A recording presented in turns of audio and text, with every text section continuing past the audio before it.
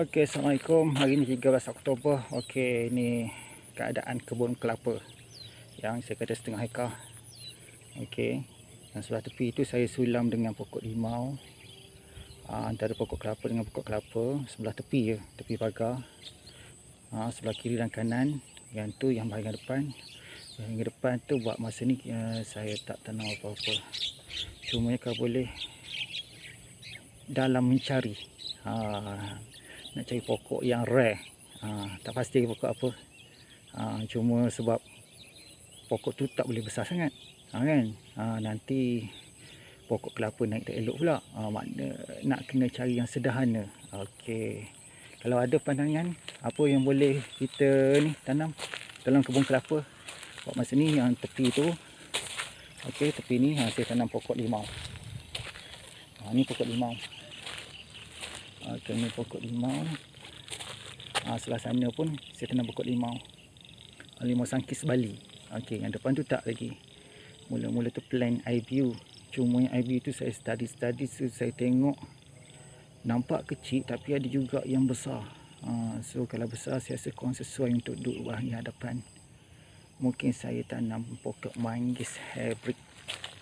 Manggis dia tak tinggi sangat, kan. Dalam masa sama dia boleh jadi apa orang kata, tak nak direct sebab yang depan jalan besar ni. Okey, ni jalan apa ni, projek stadium Bukit Merbau. Ni jalan besar. Jalan besar dia baru buat kerja tanah. Okey, ke sana tu apa ni, stadium, dapat stadium lah. Sekarang dah orang kata kerja-kerja piling dah mula berjalan. Okey, dia masuk daripada sana. Tu kalau nampak tu, kalau secara perasan, tu nampak bangunan yang tu sekolah rendah Bukit Merbau. Kita lah jalan masuk. Tu jalan masuk. Sekarang kereta saya pun saya parking sebelah jalan. Sebab sebelah sini jalan tak apa elok. Nak kena baiki dulu, kan. Jalan apa orang kata sebab dia tanam kabel. Tapi tak apa, alhamdulillah dapat sampai kebun juga. Okey, inilah keadaan pokok kelapa yang umur dia lebih kurang umur lebih kurang 2 bulan. Pokok kelapa ni walaupun umur 2 bulan, tapi dalam polybag tu saya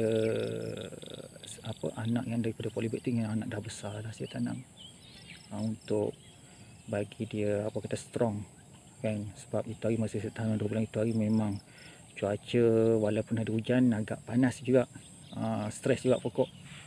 Jadi kita tanam yang tu kita nampak dia boleh survive. Okey, saya rasa tu je daripada saya untuk petang ni. Okey, salam kebun daripada saya. Assalamualaikum.